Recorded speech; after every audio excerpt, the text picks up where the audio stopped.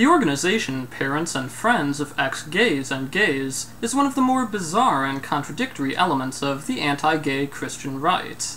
Intended as a counterpart to Parents, Families, and Friends of Lesbians and Gays, PFOX claims to conduct public education and outreach to further individual self-determination and respect for all Americans, regardless of their sexual orientation. They also say that they're supporting parents in loving their homosexual children unconditionally.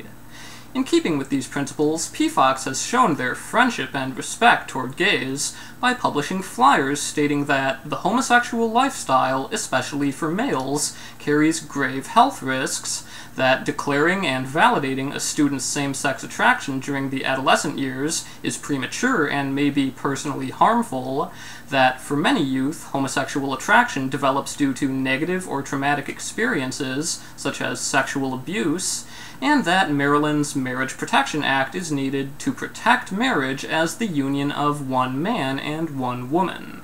PFOX has repeatedly distributed these flyers at public high schools. They've also cited various articles saying that gay people have a reduced life expectancy of 45 versus 75 years compared to straight people, that as homosexuals gain more civil rights, heterosexuals are losing theirs, that a genuine, conspicuous display of Christian love quickly and decisively eclipses the counterfeit love found in homosexuality, that America's black, gay, and lesbian community needs to come home to God, and even, I'll donate $100 to their favorite charity if anyone can show me a scientific study that proves condoms prevent the transmission of HIV. In response to this year's Day of Silence in protest of anti-gay bullying, PFOX is asking students to circulate another one of their flyers, which ironically states that PFOX supports tolerance for all. Rhetorically asking, why is discrimination against ex-gays wrong, they claim that formerly gay men and women are discriminated against simply because they exist. These allegations of discrimination are a recurring theme for PFOX, and they've often fought for the inclusion of ex-gays in sexual orientation non-discrimination policies. Yet, even as they trumpet their alleged victory in a Washington, D.C. court ruling that found ex-gays to be a protected class under the D.C. Human Rights Act, they frequently inveigh against laws prohibiting discrimination based on sexual orientation and gender identity.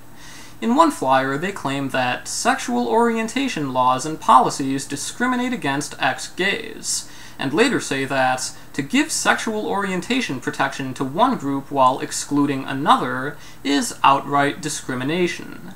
But the protected class of sexual orientation already encompasses everyone, because everyone has a sexual orientation, whether they're gay, straight, bisexual, or otherwise.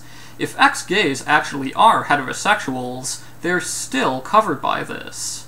Elsewhere, PFOX has republished newsletters from the anti-gay group MassResistance, which describe the repeal of Don't Ask, Don't Tell as the homosexualization of the armed forces.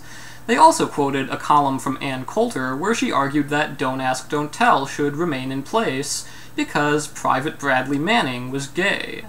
The policy of requiring only gay service members to remain closeted is practically the textbook definition of giving sexual orientation protection to one group while excluding another, which PFOX has said is outright discrimination. Is that what they call tolerance for all? PFOX has also consistently opposed the Federal Employment Non-Discrimination Act, suggesting that it would hurt children, and complaining that it includes transvestites but not ex-gays, and would force, under penalty of law, Christian, Jewish, or Muslim business owners to adopt a secular humanist viewpoint, ignoring all matters surrounding sexual morality. They especially focus on invalidating transgender identities, falsely claiming that the medically accepted standards of care for transitioning are ineffective, and that psychotherapy alone is sufficient to treat gender identity disorder. As an ex-gay organization, you might think they would fully support transgender people, given that plenty of them could be considered ex-gay. If someone who's attracted to men was assigned male at birth, and later transitioned, she would have previously been considered gay, but not anymore. Are they not ex-gay enough for PFOX? These might be the only actual ex-gay people they'll ever find. Their same-sex attractions really have become opposite-sex attractions. Yet PFOX seems to have very little respect for their individual self-determination. So here's my challenge to PFOX. If you're so concerned about discrimination against ex-gays, will you support sexual orientation and gender identity non-discrimination laws covering employment, housing, public accommodations, and military service? If you're truly ex-gay, and even if you're not, these laws would still apply to you. So will you stand up for these crucial protections for ex-gays, including transgender ex-gays? Or is it unacceptable to you that this would also protect current gays? If you're serious about individual self-determination and respect for all Americans regardless of their sexual orientation, then this is what your stance requires, ensuring that equal participation in society is possible for everyone, regardless of sexual orientation or gender identity. That is what you're looking for, isn't it?